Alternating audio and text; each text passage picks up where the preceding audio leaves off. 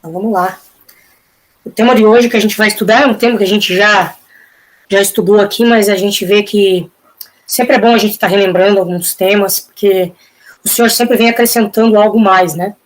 Muitas vezes passa alguma coisa, a gente não percebe, mas o Senhor sempre vai renovando, sempre vai trazendo novos esclarecimentos para a gente, né? Então o tema de hoje é uma vez salvo, salvo para sempre, né? A gente vê que isso é um tema que muitas pessoas creem dessa forma, né? Uma doutrina. Nós vamos tentar, com a ajuda do Senhor, esclarecer mais um pouco sobre isso. Então, a resposta da Bíblia sobre esse tema, né, é simples, né, é não. A Bíblia não ensina que uma vez salvo, salvo para sempre, né? Isso que a gente vai ver hoje.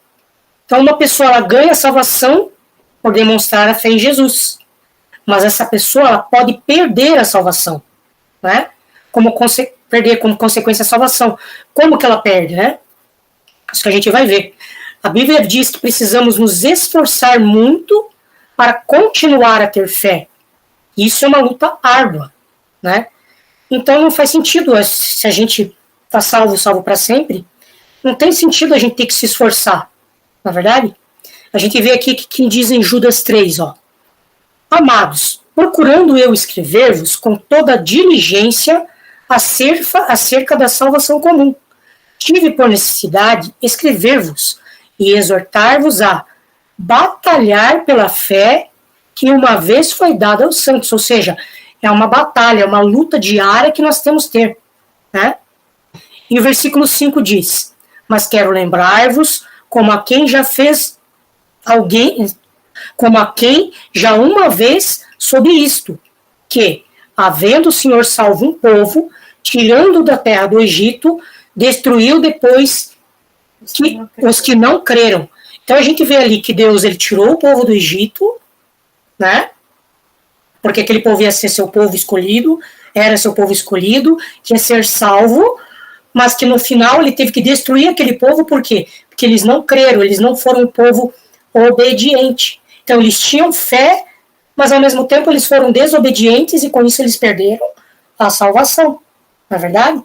Isso a gente pode levar para nós também, né? Deus nos escolheu, nós somos seu povo escolhido, somos salvos, mas podemos perder a salvação por quê? Pela desobediência, por não seguirmos os decretos, os mandamentos que Deus determinou para nós, né?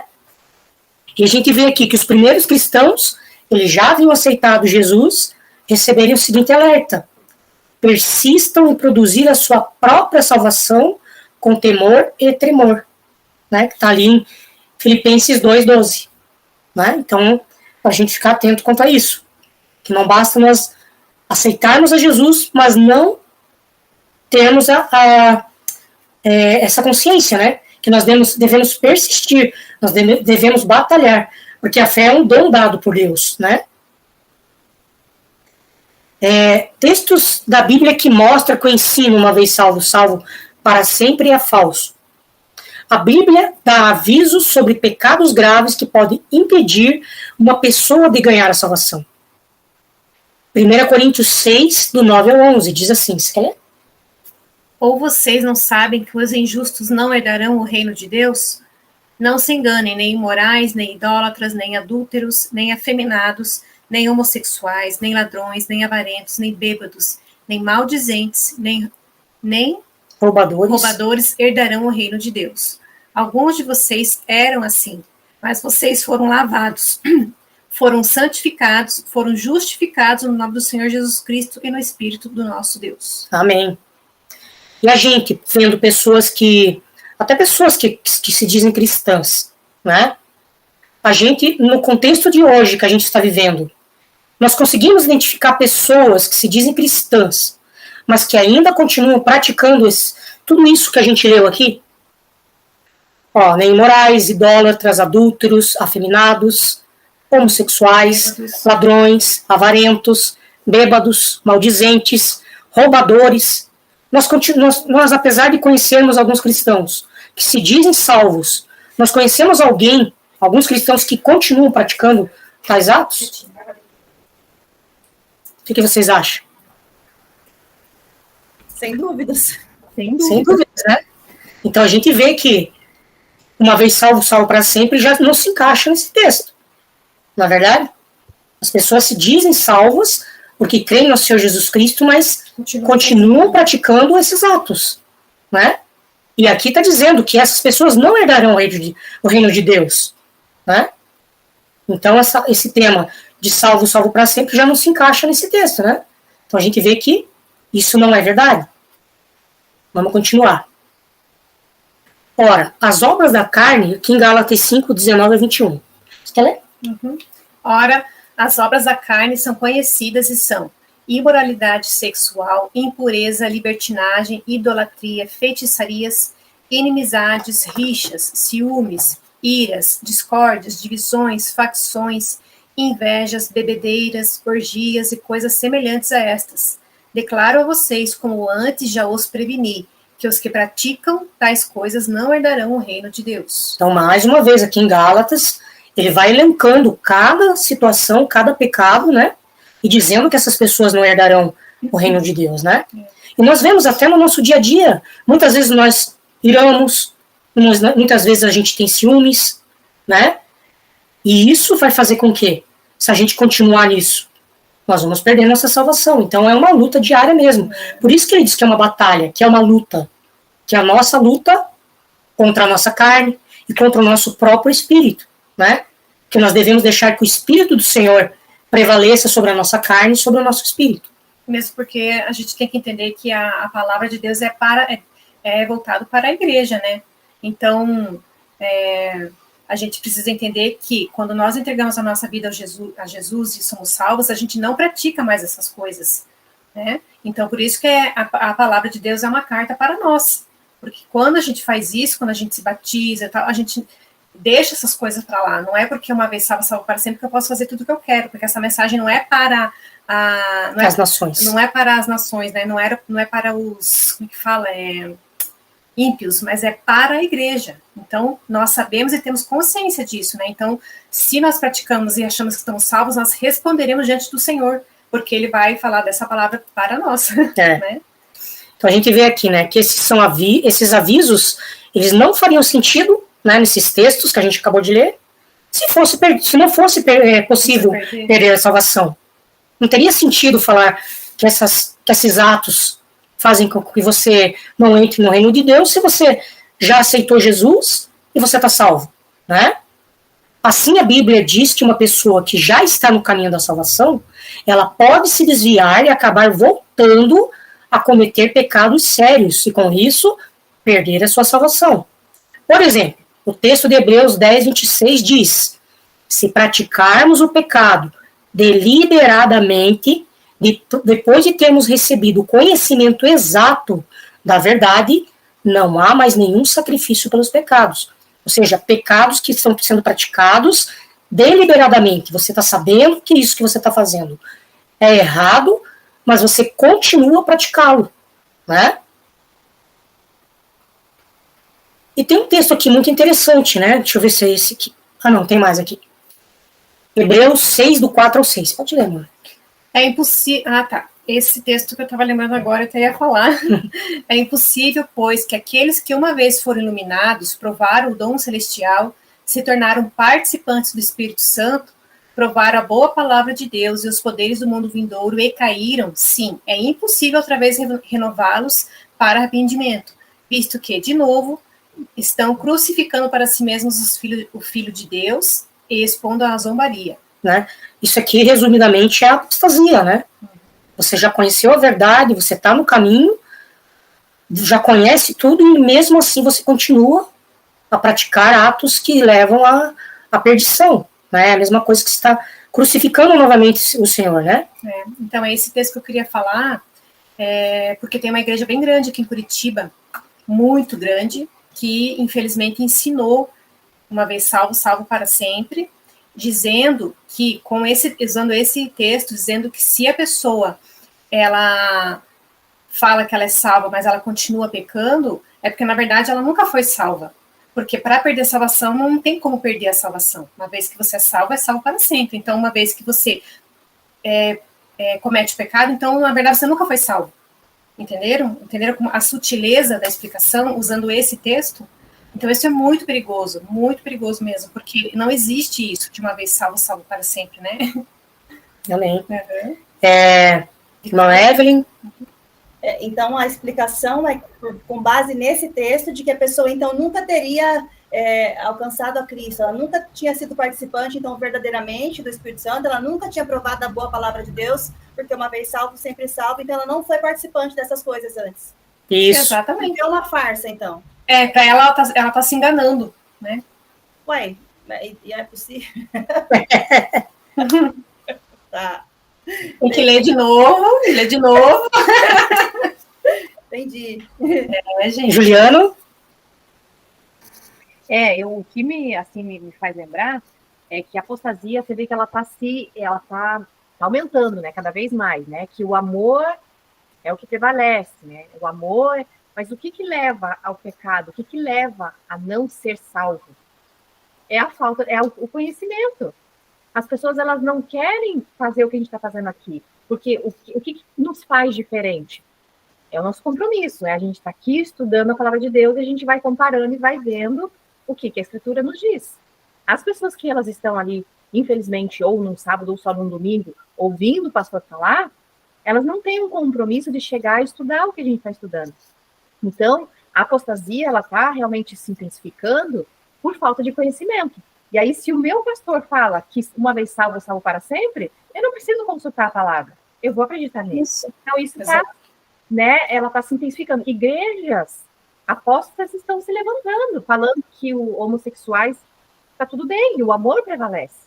Então, mas se eu for olhar um versículo desse, ele me confronta e vai falar, peraí, ele está falando para mim que é o contrário do que pregaram. Então, hoje eu entendo que a falta de conhecimento leva ao pecado. Amém. Pastor Klaus?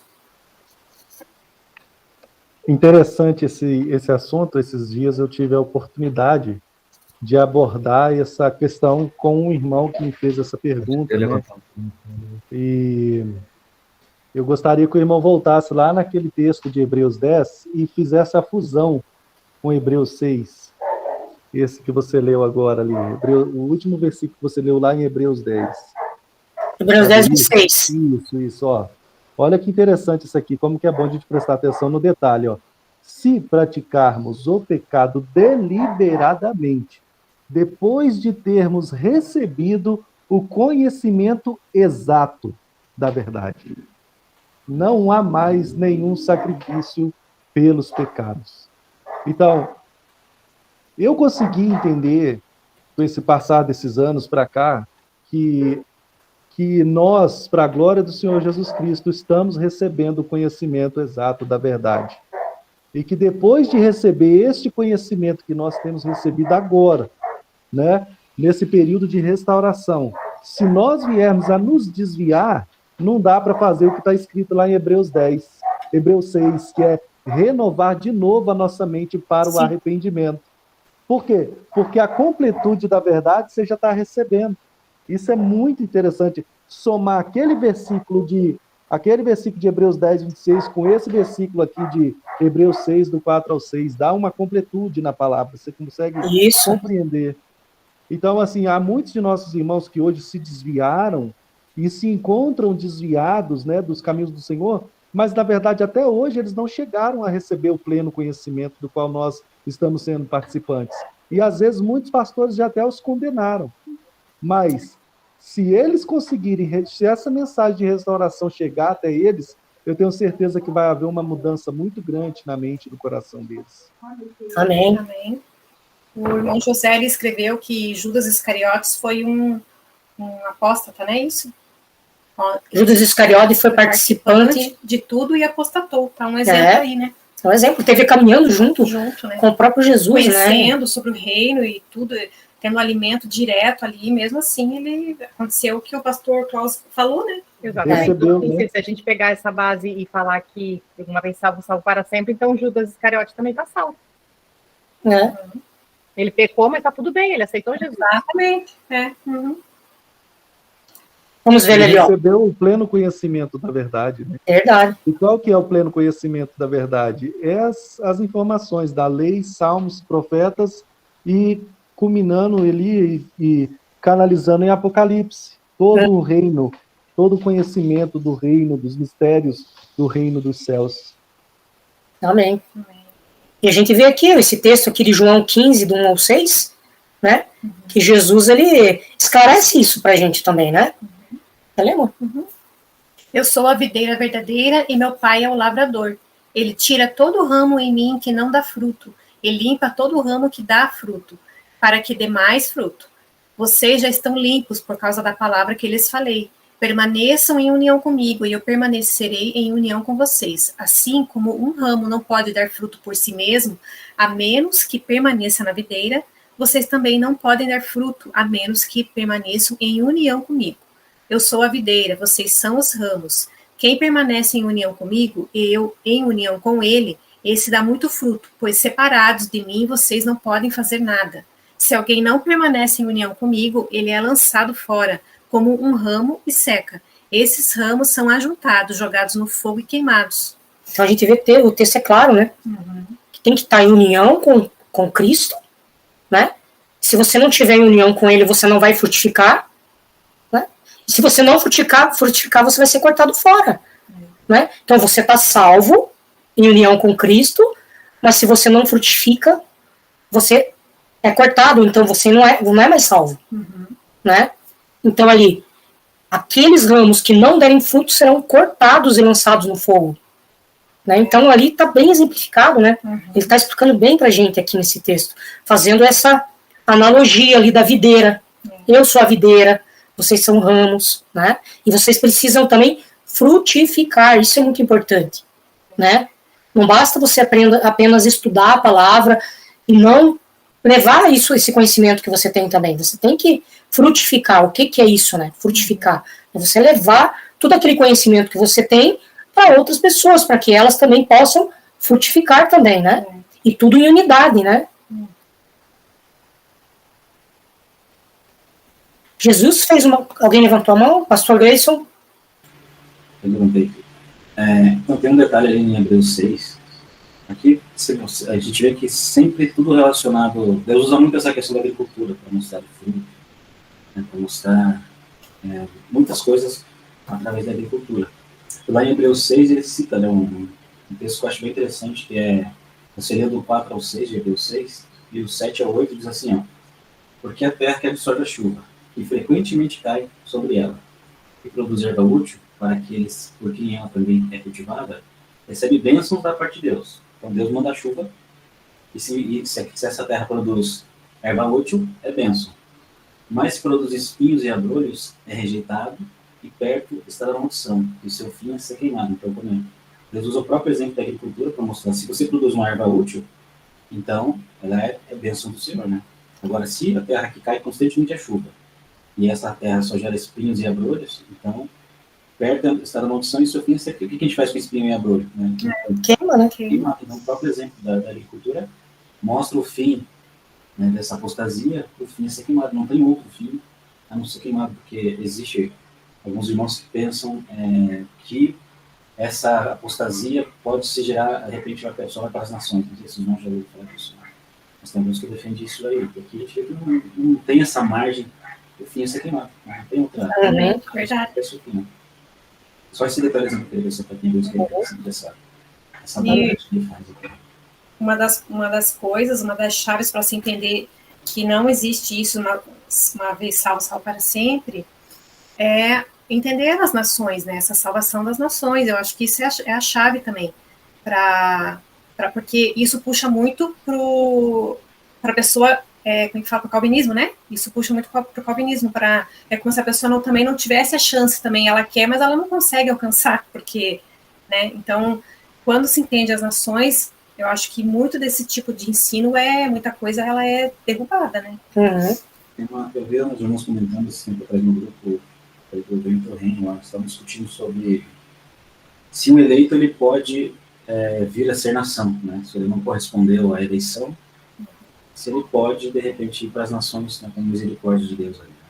É isso. discutiram lá, né, nem não participei, mas não existe como essa pessoa é chamada para governar junto com Cristo essa terra. E ela não corresponde a ser chamada, porque se nós somos eleitos, de alguma forma Deus vai trazer a palavra dele para nós. Né? A gente não vai passar pela terra sem que essa mensagem a gente discute e tenha a oportunidade de crer. Né? Então, por isso que a gente vê, isso aí revela muitas coisas, por que uma pessoa vai trocar a lâmpada, cai do banco e morre. Né? E aí tem aquela pessoa que leva 5 tiros na cabeça e não morre. Então, parece que algumas pessoas são mais protegidas do que as outras. Né? E a questão da eleição explica isso, porque o propósito que Deus tem para a pessoa ainda não se cumpriu, então ele vai poupar aquela pessoa. Né? E é bem interessante essa visão que ela realmente abre o entendimento que a gente consegue entender essa questão, por que uns morrem antes, por que crianças morrem tão cedo, outros morrem mais velhos, né? Uhum. Outros por um pequeno tropeçou na rua, está andando de bicicleta, tropeçou, e vai lá e morre. Né? E outro vai lá, leva 15 tiros e não morre, ou tem um grande acidente e não morre. Aí a gente vê que existe essa eleição que Deus chamou alguns para governar.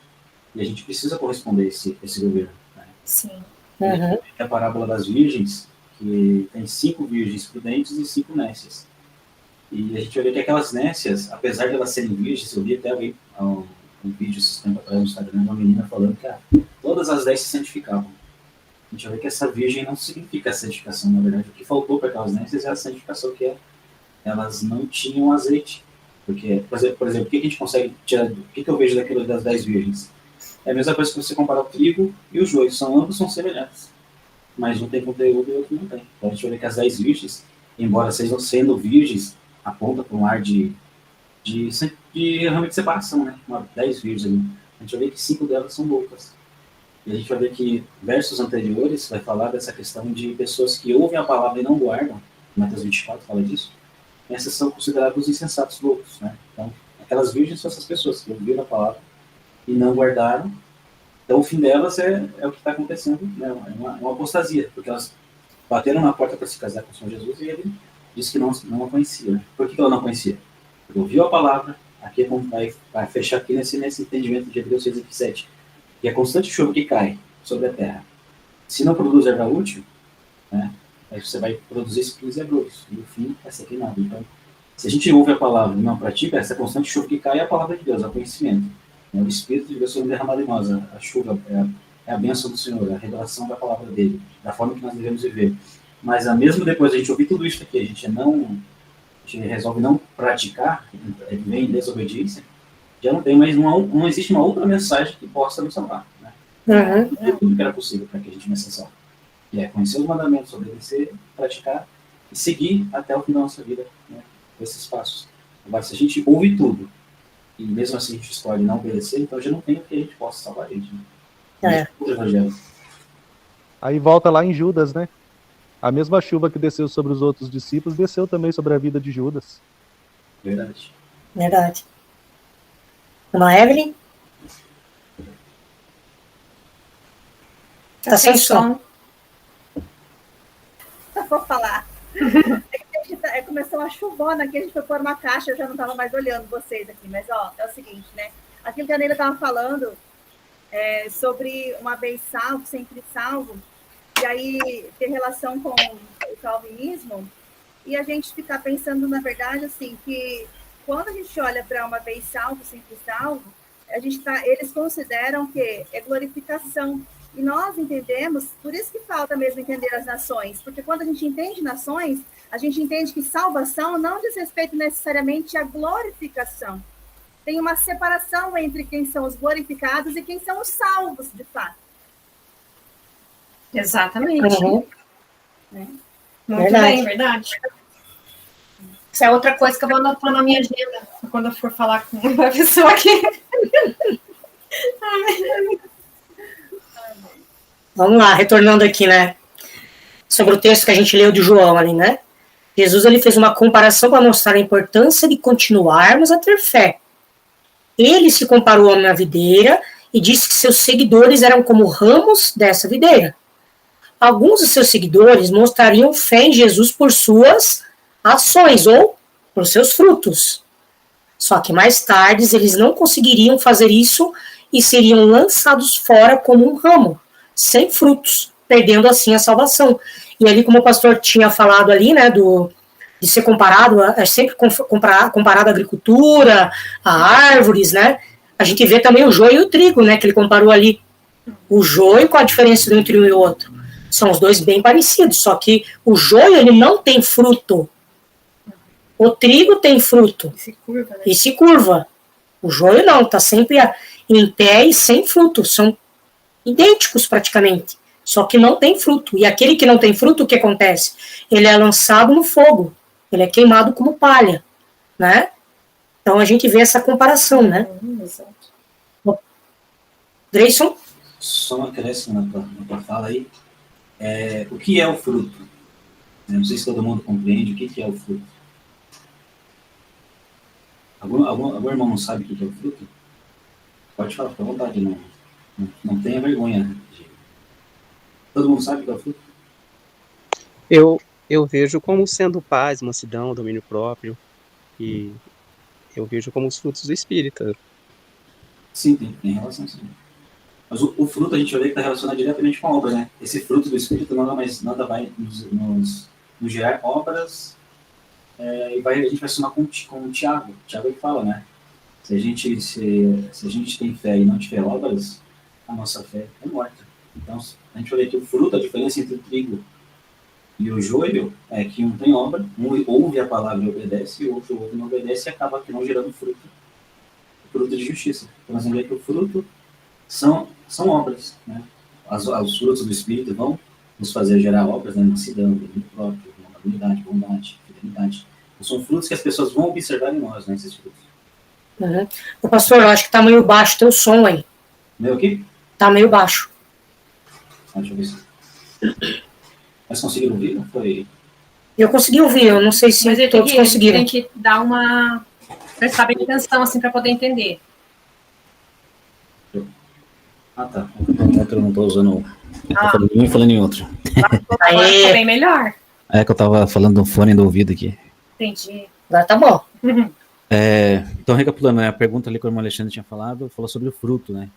E o que seria o fruto? A gente pode entender como fruto. A gente vai ver que se a gente somar ali com o que Tiago ele fala, Tiago 2, ele vai falar sobre as obras. Se a gente tem fé e não tem obras, a nossa fé é morta. Ele dá um exemplo aqui, se um corpo sem espírito é morto, assim como uma fé sem obras é morta. Então, a nossa fé sem obras é como um corpo sem espírito, né? Aí leva a gente lá para a criação. Deus ele formou o homem do barro, enquanto era só barro não tinha vida, mas quando ele sopra o espírito, ali há vida. Então, se esse sopro são as obras, né? Se a nossa fé não tem obras, então a gente não tem o fruto, que é aquilo que o irmão falou lá de Gálatas, que os frutos do Espírito, né? Bondade, longanimidade, justiça. Tudo ligado, né? Isso, está tudo ligado. E quando a gente estende a mão ao próximo, também é fruto. Ali o Tiago ele fala isso, né? Se a gente vê alguém carecido de alimento e a gente vai lá e não ajuda, então nossa fé está sendo morta, porque a gente está olhando ali, e isso vai ligar a gente com a parábola do samaritano, né? Que tinha um homem lá caído no chão. Jesus estava ensinando que passou o fariseu, passou o levita, passou o sacerdote, passou de longe, viu aquilo e não quis ajudar. E veio o samaritano e ajudou. Então a gente vai ver que todas as mensagens que Jesus ele vai falar, ele está sempre falando isso, sempre para os fariseus, eles são parciais na aplicação da lei. O que é parcial? Eles aplicam o que eles querem e o que eles não acham que não é agradável, eles não fazem, e Jesus lá em Mateus 23, ele fala, vocês dão o dízimo do endro, do cominho, mas não praticam, não fazem os preceitos mais importantes, que é a misericórdia, a fé, a justiça, a fé e misericórdia. E também outro texto, não lembro agora, ele fala assim, se a nossa justiça não excederem muito a justiça dos fariseus, de modo nenhum nós vamos entrar no reino de Deus. Então, ele atrela o quê? A obras, né? Os fariseus, eles eram muito rigorosos no templo, na questão de jejuar, faziam cara de triste na frente do povo para eles serem reconhecidos, então eles eram preocupados com esse tipo de lei, com as leis orais, de não carregar a cama, e eles perseguiam a Jesus por curar, né? Por curar no sábado, por expulsar demônios, eles procuravam matar Jesus por causa dessas coisas, né? Sendo que isso é a misericórdia, é a justiça que Deus quer de nós. Então o fruto está ligado a isso. O fruto é o estender das nossas mãos, né? Quando a gente ora por alguém expulsar demônio, isso é justiça. Quando a gente ora por cura, isso é justiça. Quando a gente alimenta, isso é justiça, né? E o que Deus quer de nós é isso, né? Tudo vai se resumir em justiça. Então, todo esse fruto, a diferença de quem tem fruto e quem não tem, é através das obras que a gente vai ver. E é isso, é só acrescentar, não. Não é, Evelyn? Também só para acrescentar as boas obras, né? No caso, ao fruto. Hoje eu estava lendo 1 Timóteo, e aí no capítulo 5 vai falar ali sobre as viúvas, né? Sobre o cuidado com essas viúvas, as desamparadas. Só que se fosse uma viúva nova, a recomendação era para que ela se casasse novamente. E aí o versículo 8 vai dizer assim, ó, mas se alguém não tem cuidado dos seus, e principalmente dos da sua família, negou a fé, e é pior do que o infiel. E aí ele fala, nunca seja inscrita a viúva com menos de 60 anos, e só que tenha sido mulher de um só marido. E aí ela precisa ter uns requisitos, que é ter no testemunho de boas obras. E aí quais são essas boas obras que são apresentadas aqui como testemunho? Se criou os filhos, se exercitou a hospitalidade, se lavou os pés aos santos, se socorreu os aflitos, se praticou toda boa obra. Então, aqui, mais um exemplo, né, do que são as boas obras, o que são os frutos dados pela pessoa. Ela precisa ter bons frutos para que ela possa ser inscrita ali como uma viúva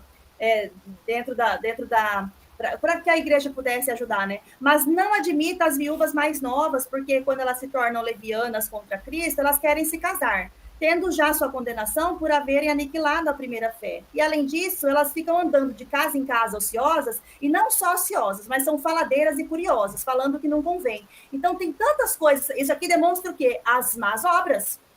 Né? Então, os frutos estão atrelados às boas obras. Só para complementar mesmo, irmãos. Amém. Amém. É só um acréscimo que a Evelyn falou. Isso que a Evelyn falou é exatamente isso, né? A gente vai ver que tudo é obra. Na verdade, tudo que a gente faz é obra. Até as loucas, elas têm obras ruins, né? A diferença é que nossas obras têm que ser boas, né? Frutos de justiça e não de injustiça. Quem comete injustiça é réu de juízo, né? Quem faz as obras de justiça, o Tiago fala, né, que a misericórdia ela triunfa sobre o juízo. Amém. Amém. Continuando aqui, então. Muito bom, tudo que foi colocado. O apóstolo Paulo também fez uma comparação parecida quando disse que o cristão que perde sua fé será cortado fora, né? Então ele usando essa mesma analogia que Jesus usou ali da videira, né? Cortado fora, né? Nem todo o que me diz Senhor, Senhor entrará no reino dos céus, mas aquele que faz a vontade de meu Pai está nos céus. Mateus 7, 21. Bem claro, né? João 8, 31 também diz, ó, se vós permanecerdes na minha palavra, verdadeiramente sois meus discípulos. Então você pode se dizer discípulo, mas você precisa permanecer na minha palavra. O Senhor Jesus estava dizendo que apenas as pessoas que executam a vontade de Deus e praticam as palavras do Senhor são qualificadas para entrar no reino dos céus. Ele não estava dizendo que as pessoas podem ser salvas simplesmente tendo fé, ou por terem sido salvas uma vez, estariam salvas para sempre. Ou que as pessoas seriam arrebatadas imediatamente para o reino dos céus, uma vez que o Senhor retornasse. Os cristãos são incentivados a se manter vigilantes ou alertas, conforme Mateus 24, 42 e 25, 13. Mas alguns acabam dormindo em sentido espiritual, talvez praticando as obras da escuridão, as más obras que foi citado agora, né? Ou não obedecendo totalmente o que Jesus mandou fazer. Essas pessoas não serão salvas. A gente pode ver isso em Romanos 13, do 11 ao 13, e Apocalipse 3, do 1 ao 3, que vai falar sobre isso. Muitas partes da Bíblia mostram que aqueles que já estão no caminho da salvação devem continuar fiéis até o fim. Mateus 24, 13, Hebreus 10, 36, Hebreus 12, 2 e 3, Apocalipse 2, 10. Então, muitos textos falam sobre isso. É por isso que os primeiros cristãos ficaram felizes quando souberam que outros cristãos estavam perseverando e continuando fiéis, conforme está escrito lá em 1 Tessalonicenses 1, 2, o 3, 3 e João 3, 4. A Bíblia diz que é muito importante ser fiel e perseverar. Perseverar não é por acaso que sempre é falado perseverar, ser fiel até a morte. Chegar vencedor até o fim. Né? Então, será que faz sentido achar que aqueles que não forem fiéis até o fim serão salvos? O apóstolo Paulo só disse que sua salvação estava garantida quando ele estava perto de morrer. Né? E olha, toda a obra que ele teve, tudo aquilo que ele fez, e ele fala isso, né? Está lá em 2 Timóteo 4, 6, 8. Alguns anos antes, ele tinha dito que poderia perder a salvação se começasse a fazer o que era errado. Ele escreveu: surro meu corpo e conduzo como escravo, para que depois de ter pregado a outros, eu mesmo não venha ter de algum modo ser de algum modo reprovado. Então veja, tudo aquilo que ele fez, e ele ainda fala isso, né? A gente vê isso lá em 1 Coríntios 9, 27 e em Filipenses 3, do 12 ao 14. Então, precisamos ter ciência que nem todos que se dizem cristãos são cristãos de fato. São salvos em Cristo Jesus, né? É isso que a gente viu até agora sobre isso, né? Em última análise, apenas Deus sabe quem é um cristão genuíno e quem não é. Ele é quem conhece o profundo coração do homem. Obviamente, muitas pessoas dão indícios claros que não são comprometidas verdadeiramente com a palavra de Deus. Elas vivem suas vidas de um modo completamente pecaminoso e contrário aos mandamentos do Senhor. Né? Pison Brasil. Pode falar.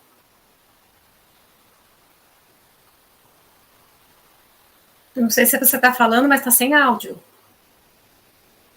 Obrigado. Está ouvindo agora? Agora sim.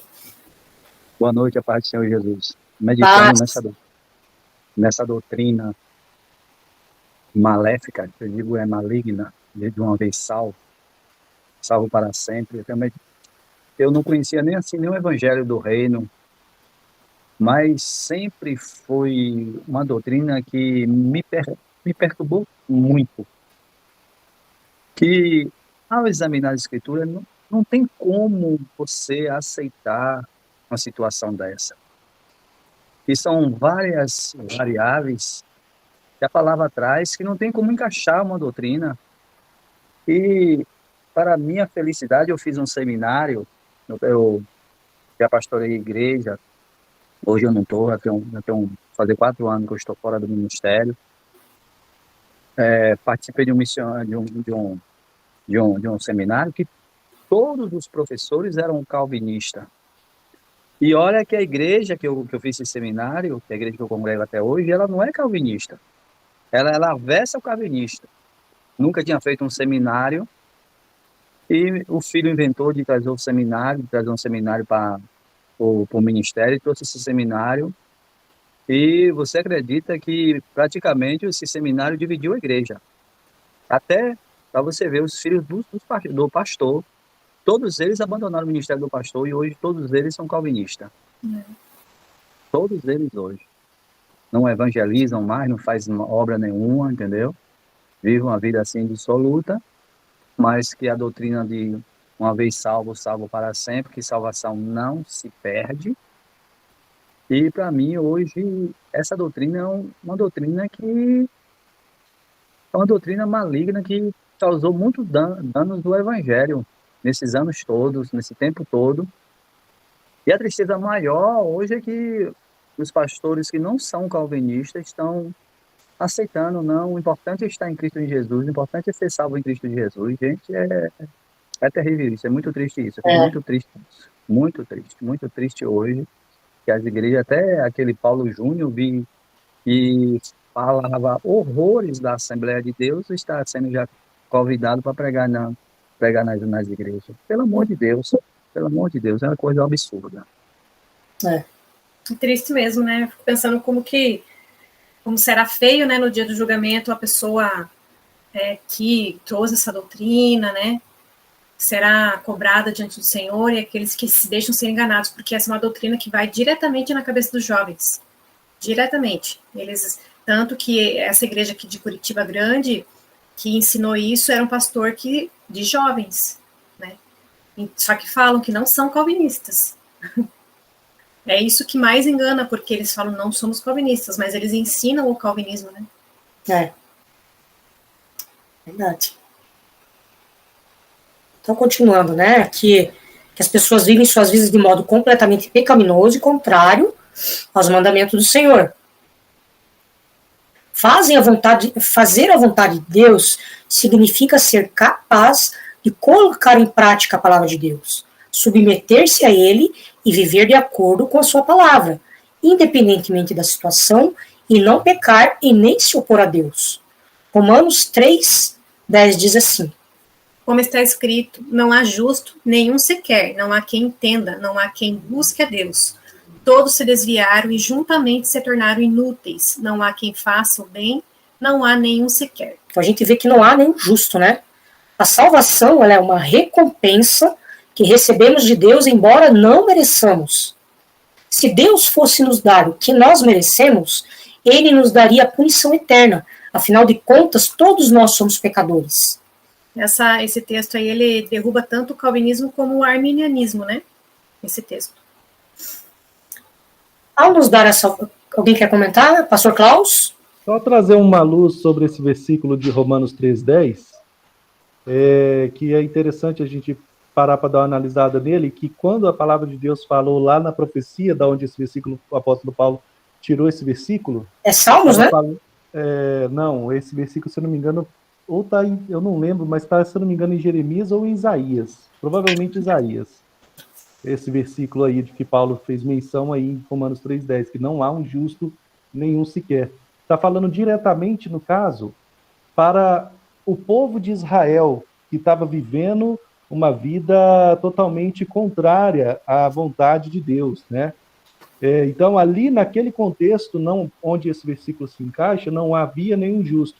Aí Paulo traz para a atualidade dos judeus ali, incluindo os gentios também, porque a mensagem já estava sendo pregada para os gentios, né, por intermédio de Paulo, e entra nesse contexto novamente, trazendo que o mesmo que estava acontecendo com Israel lá no passado, continua acontecendo agora.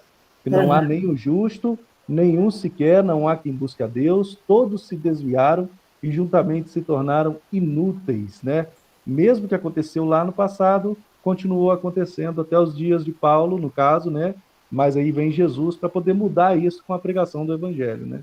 Amém. Então é interessante a gente pegar e dar só uma analisadazinha nessa questão desse versículo para o contexto da época. Ao irmão Ricardo, que a gente vai acrescentar alguma coisa também. Não, só para confirmar aqui que realmente em Salmos também fala desse versículo, tá? Fala no Salmo 53, verso 3, desviaram-se todos eles, juntamente se fizeram imundos, não há quem faça o bem, não há sequer um. E eu acho que a referência que o pastor Klaus está falando é ali em Jeremias, esse tempinho atrás eu estava lendo.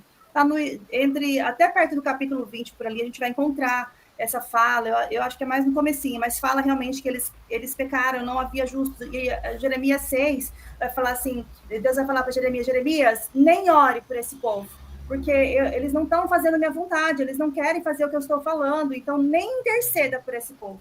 Então existe realmente também ali em Jeremias. Amém. Pastor Klaus, quer comentar? Eu esqueci de abaixar a mão, perdão. Ali. A idade chegando. Continuando aqui, então, ao nos dar a salvação, Deus não nos trata como merecedores dela, mas nos concede uma bênção a qual não temos direito. Esse é exatamente o conceito da graça de Deus. Paulo afirma isso ao dizer, em Efésios 2, né? Pela graça sois salvos mediante a fé. Isto não vem de vós, é dom de Deus, não de obras, para que ninguém se glorie. Amém. A salvação é uma ação de Deus que nos tira do império das trevas e nos conduz graciosamente ao reino de seu Filho. Essa salvação oferecida graciosamente por Deus em Cristo é a única solução para o problema do pecado e o único recurso dado por Deus para que o homem não seja condenado ao lago de fogo, ou a Geena, né? Mas desfrute da eterna e gloriosa comunhão com o seu Senhor. Deixa eu só aceitar que o irmão chegou. Obviamente, muitas pessoas dão indícios claros de que não são comprometidas verdadeiramente com a palavra de Deus. Elas vivem suas vidas de um modo completamente pecaminoso e contrário aos mandamentos do Senhor. Há muitas pessoas que possuem a aparência de cristãos piedosos, mas na verdade não são. Essas pessoas enganam a igreja, a liderança e até mesmo os ímpios. Elas falam em nome de Deus, curam doentes, pregam de forma emocionante, cantam muito bem, expulsam demônios e fazem uma variedade de coisas impressionantes. Porém, essas pessoas só não conseguem enganar alguém aqui, né? Que é o próprio Deus, né? O próprio Senhor Jesus falou sobre essas pessoas, lá em Mateus 7, 22 ao 23.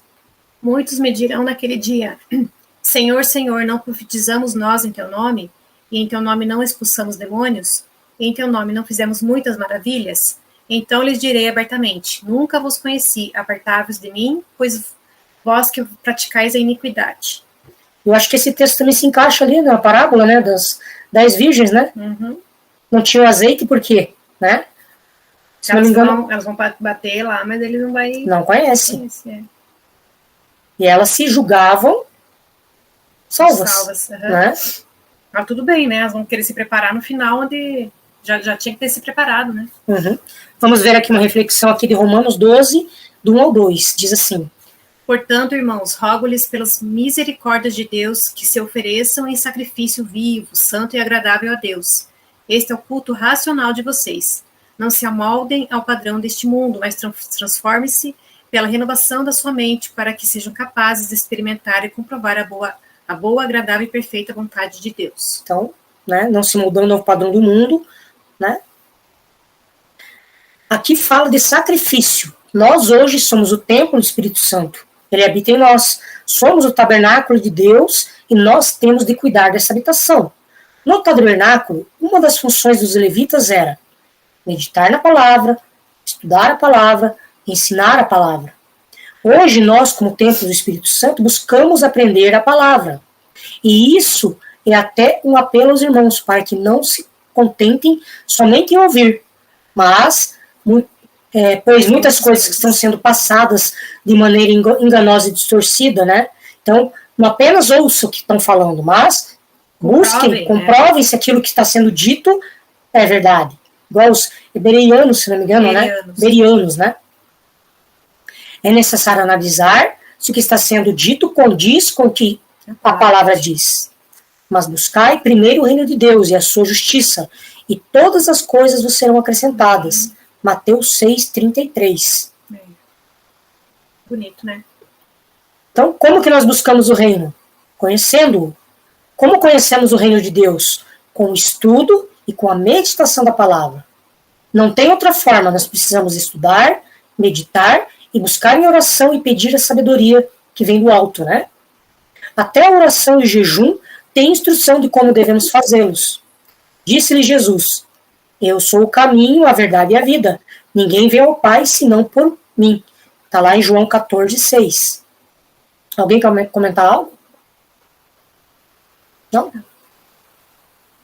Jesus é o caminho. Para dar passos nesse caminho, tem uma instrução.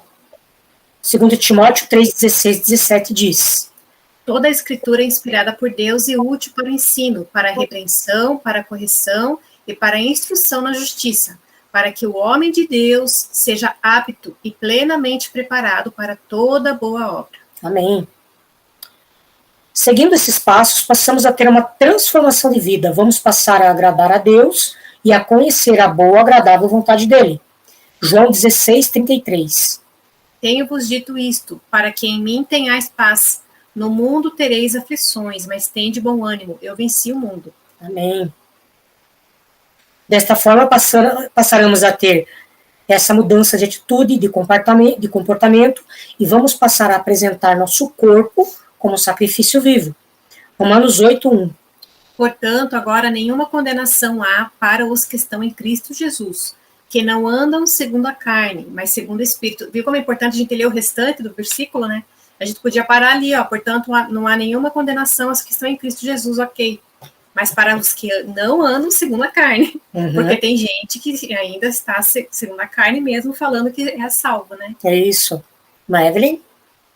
Não, e não só ler o versículo na completude, como também não acrescentar, porque no versículo anterior lá, né, tem de bom ânimo, eu venci o mundo, e aí tem gente que acrescenta, vós vencereis também. E isso só vai ser dito lá na frente, mais para frente, que quem vencer, né, será dado a coroa da vida. Mas tem que ler por completo o que está escrito e não acrescentar nada. Não tirar e nem colocar, né? Isso. Pastor Klaus? Esse condicional colocado aí é muito interessante, igual vocês estão falando. E muitas vezes, quantas vezes a gente passou batido nesse versículo, né? Nenhuma condenação há para os que estão em Cristo Jesus. Eu estou tranquilo, estou salvo. Mas e o condicional? Que não andam segundo a carne. O que é andar segundo a carne? É andar pendendo sempre para a inclinação da carne e deixando de abandonar a carne e se inclinar para o espírito, né? É o que uma vez em uma mensagem eu trouxe para os irmãos aqui do nosso grupo, né? E eu citei que, que nós temos 2 leões dentro da gente. Um é o espiritual e o outro é o carnal. Aquele que você mais alimentar vai devorar o outro. E então é isso, a gente tem que andar segundo o espírito, que é como aquele servo, ou aquele homem prudente, né? Ele construiu a casa dele sobre a rocha, né? E os alicerces da casa é o quê? A doutrina dos apóstolos, né? E a rocha é Cristo. Louvado seja Deus. Amém. Aqui nas cartas do apóstolo Paulo tem muita repreensão, porque a repreensão é boa. Pois o Senhor disciplina quem ama e castiga todo aquele a quem aceita como filho. Né? É igual um pai, né? Muitas vezes o pai está ali disciplinando o filho, mas por que ele faz isso? Porque ele ama seu filho, então é a mesma coisa, né? Pastor Grayson? É só um acréscimo ali em Romanos 1. Romanos 1 tem que ser lido com Gálatas 5, né? Aí fica completo. O entendimento, né? Dos frutos da... Amém. A partir do momento que você reconhece o sacrifício de Cristo, ou aceita e começa a agir não mais conforme as suas vontades, mas conforme a vontade dele, vai deixando Cristo escrever em seu coração as suas leis. Portanto, não se façam discípulos de todas as nações. Portanto, vão e façam discípulos de todas as nações, batizando-os em nome do Pai, do Filho e do Espírito Santo, ensinando-os a guardar todas as coisas que eu vos tenho mandado. E eis que eu estou convosco todos os dias, até a consumação dos séculos. Mateus 28, 19 e 20. Façam discípulos de todas as nações. O que o calvinismo está dizendo? Não precisa mais fazer isso, né? O ID não tá incluso ali, né? Então nós temos que trabalhar, temos que fazer discípulos, né?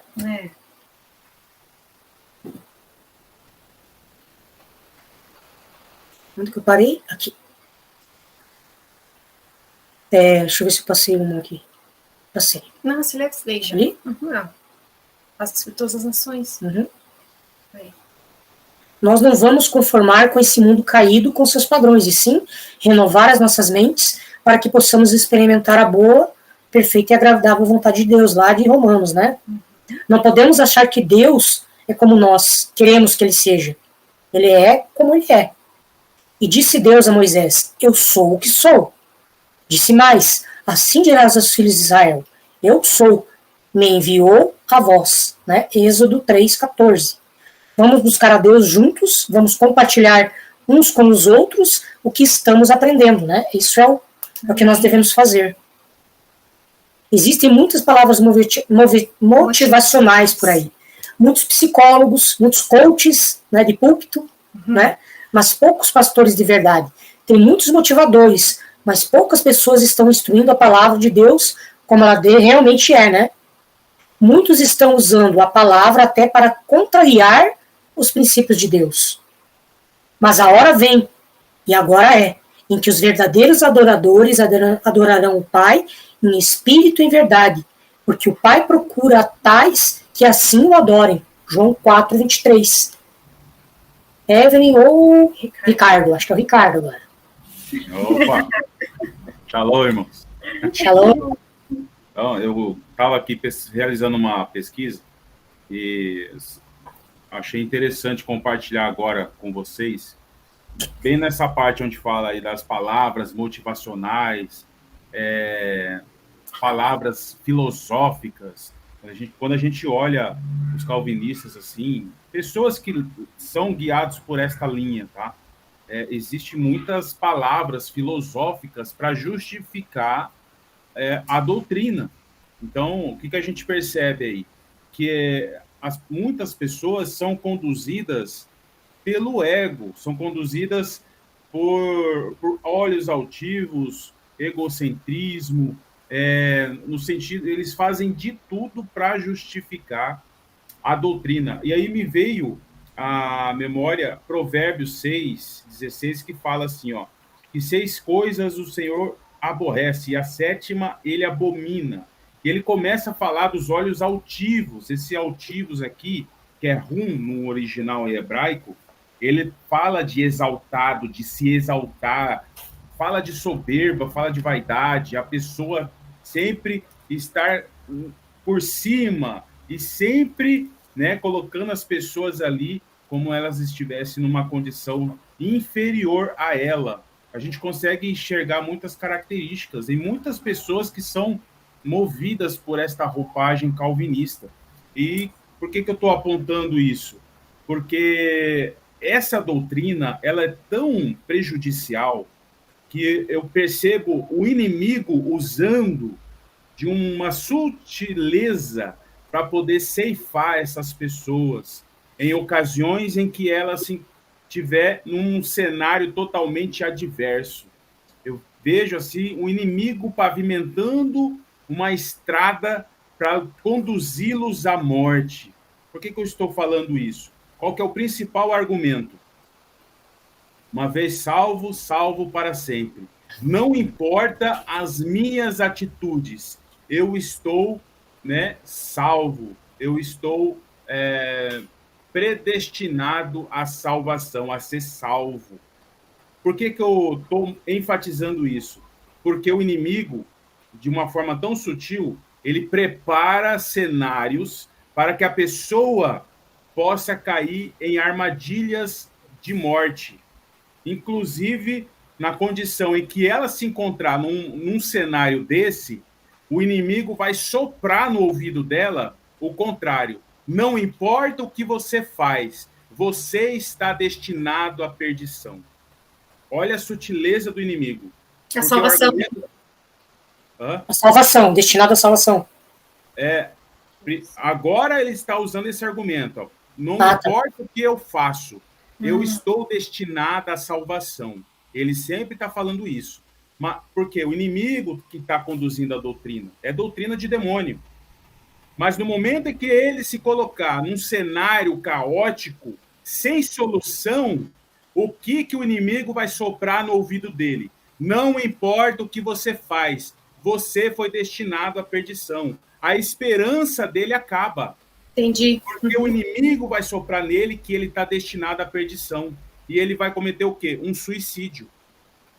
Entendi. Por que eu estou falando isso? Tem uma matéria que saiu aqui que o número de suicídios de pastores e líderes evangélicos está aumentando no mundo. E quando eu fui olhar aqui a matéria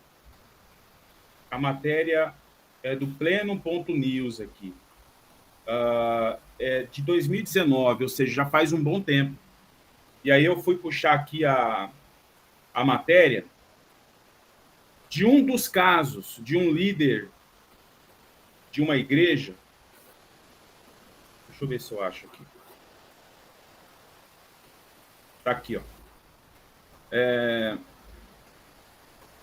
Em seu texto, Lisandro fez menção ao outro caso ocorrido nos Estados Unidos.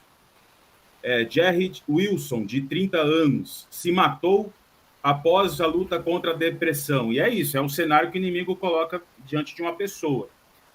E levando mais adiante. Há 18 meses, ele atuava como conselheiro de saúde mental na Harvest Christian Fellowship, na Califórnia. Quando eu pesquisei esta instituição, é uma instituição cristã que foi fundamentado na Batista.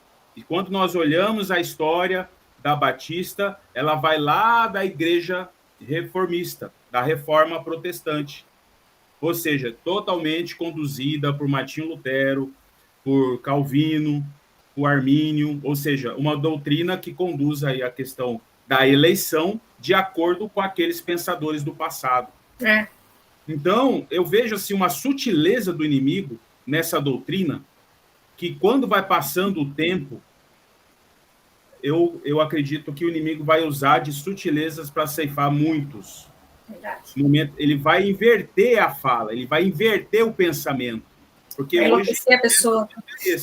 Não importa, eu estou predestinado à salvação. Mas no momento o inimigo vai puxar o tapete. Não importa, você está destinado à perdição. Então é isso que eu entendo aqui.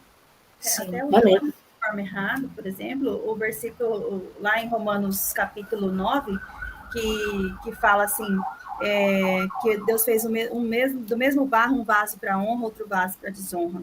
Então, essa é uma das bases também, né, que é utilizado para explicar que esse uma vez salvo, sempre salvo, porque um foi feito para a bênção, né, para a honra, e o outro foi feito para a perdição. E aí, se a pessoa está ali com essa mentalidade de que ele é salvo, uma vez salvo, sempre salvo, mas ele entra num lamaçal tão grande de pecado, que daí vem o inimigo soprando o contrário, ele vai se lembrar desse versículo justamente falando que uns foram feitos para honra, outros para desonra. Então, agora ele já não é mais aquele que tinha sido feito para honra, porque ele não está tendo honra em nada, ele foi feito então para quê? Para perdição.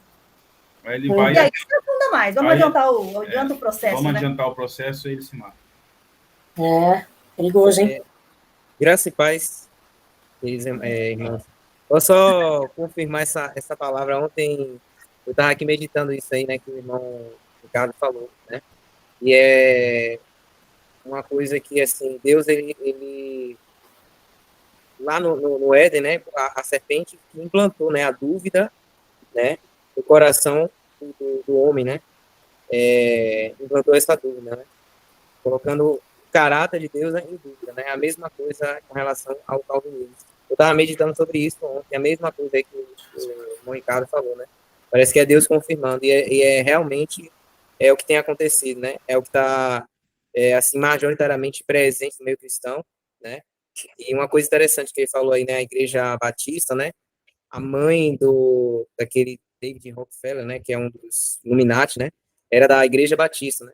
E aí a gente vê não assim, que também a primeira Igreja Batista, ela foi fundada ali na maçonaria, né? Então tem base na maçonaria, né? Esse ensino aí, como o nosso irmão Ricardo falou, né? E eu vejo da mesma forma, eu estava meditando nisso aqui ontem, né? Hoje todo mundo pensa dessa forma, não, eu tô salvo, mas quando começar a acontecer, né? Quando vier, por exemplo, né? A grande tribulação, né? Ou antes disso, né? A pessoa já tem esse pensamento, né? Já está ali andando, né? Já está se afundando, não está vigiando, digamos assim, né? Com esse pensamento que já estou salvo. Quando vier começar a acontecer essas coisas, ela vai pensar justamente o contrário, né? Não, eu fui escolhido para a perdição, né? E aí a tendência é essa mesmo, a gente vê que é uma coisa do inimigo mesmo. É só confirmando, né? Uma coisa que eu estava meditando aqui ontem também, né? Amém. O Ricardo falou. Amém. O irmão Pison, qual é o nome do irmão mesmo? Meu nome é Ubiraci. O Biraci? O meu nome é Ubiraci. Aí. Eu também, meditando nisso aí, é uma doutrina também que tem destruído tanto a vida dos pastores, como também a vida de famílias. É a doutrina crê no Senhor e será salvo tu e a tua casa. E as pessoas têm vivido na igreja uma ilusão, achando, porque ele creu em Jesus, está salvo o filho dele, está salvo o esposo, a esposa, a mãe, o pai, o cachorro, e tudo isso somente porque ele crê em Jesus. E isso ele tem deixado bases fundamentais, que é o quê? De pregar o evangelho dentro do seu lar, dentro da sua casa. E como pastores, eles também têm vivido isso, crendo no Senhor Jesus, eles têm vivido a frustração de não ver os seus filhos se salvarem, os seus filhos se envolverem em drogas, se envolver no mundo do crime, e outras, e isso, pastores têm visto os seus ministérios frustrados, porque aquilo que eles pregam, que eles ensinam, que não são base bíblica, não temos essa base bíblica para dizer que crê no Senhor Jesus e será salvo eu e a minha casa. Isso só está lá escrito uma vez, lá no livro de Atos, quando Paulo está lá com o carceleiro. E as pessoas têm vivido essa doutrina, essas palavras-chave que estimulam as pessoas, entendeu? E as pessoas têm esquecido a fundamentação básica, que é o quê? É pregar a palavra. Jesus disse: ide por todo mundo, pregai o meu evangelho, aquele que crê será salvo. A fé vem pelo ouvir, e ouvir a palavra de Deus, mas tem que ser uma palavra autêntica, verdadeira, sem charvão, uma palavra meditada, com responsabilidade. Infelizmente está acontecendo isso aí, e muitas pessoas, por questão dessa doutrina, têm naufragado na fé, porque não vê o seu marido, a esposa crê no Senhor Jesus, e o seu marido continua na cachaça, o seu filho continua no mundão, e isso aí tem deslacerado o evangelho dentro dos lares e até dentro das próprias denominações, por causa dessa doutrina aí, crê no Senhor Jesus e será salvo tu e a tua casa. Aí um pastor desse aí, como o irmão chegou aí, chega ao ponto desse aí de tirar sua própria vida, porque às vezes ele ensina aquilo que ele não vê acontecer na sua casa, no seu lar. É bem observado, muito bem, né? A gente vê bem isso mesmo. Todos esses versículos são usados para distorcer, né, a verdade, né? Amém. Tem mais. Leandro. Boa noite, irmãos. Boa noite, paz. Boa noite. Tem uma raiz um pouco antes, né, que a reforma, ela vem com o calvinismo, né, dizendo salvo para sempre, mas essa raiz da Igreja Católica, né, que leva a pessoa a crer no purgatório, né? Mesmo que você pratique pecado a vida inteira, ou você não alcance salvação, você tem uma forma de redenção num purgatório, né? Onde você vai pagar todos os seus pecados lá, e você vai ser salvo depois, né? E no Espiritismo também há essa doutrina que fala da reencarnação, né? Uma pessoa ela reencarna várias e várias vezes até ela alcançar a perfeição para a salvação. Então eu vejo que tem essa doutrina, ela vem bem desde antes, né? Depois, com a reforma, eles começaram a falar claramente, uma vez salvo, salvo para sempre, né? E é importante ser essa colocação do vaso, que o irmão Ricardo falou, a Eve falou também, e também foi citado ali nos textos da Bíblia ali, e nos mostra, que eu até vi uma pregação do pastor Damásio essa semana, Deus vê nós como vasos, né? Mas nós temos que nos limpar, né? Nós temos que nos limpar, porque nós somos depositórios do Espírito, né? O Espírito Santo, ele habita em nós, e se nós não formos vasos limpos, nós não vamos ter o Espírito depositado a ponto de nós alcançar essa salvação, né? Porque da mesma forma que a gente tem os problemas dos nossos dias, tem as situações que se levantam, nós temos que crer no Senhor Jesus, lançar isso nele e nos voltar todos os dias para ele, para que nós tenhamos essa condição de estarmos limpos perante ele, né? E limpo do quê? De todas essas doutrinas, de todos esses dogmas, todas essas palavras de filosofia, de tudo isso, porque acaba nos contaminando. Porque hoje, no YouTube, assim, tem muito, se você abrir o YouTube e ficar ali, você vê muita pregação. Não quero citar muitos nomes aqui, mas Mocelin, tem o Paulo Júnior, e a gente vê que eles têm muitos seguidores, né? Tem muitos seguidores, tem muita gente que segue eles, ouvem e crê nisso, claro, e que isso é aquela coisa, né? Aí a pessoa de tanto ouvir, vai ouvindo, e acaba vendo uma facilidade nisso aí e acaba crendo, né? Então, a luta que os irmãos têm tido, né?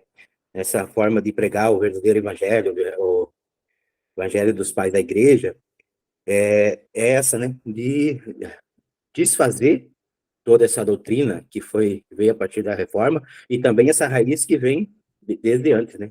Então, nós, como vasos aí, temos que nos limpar, né, todo dia para sermos vasos de honra, né? É esse que eu tenho entendido também, né? Amém, amém.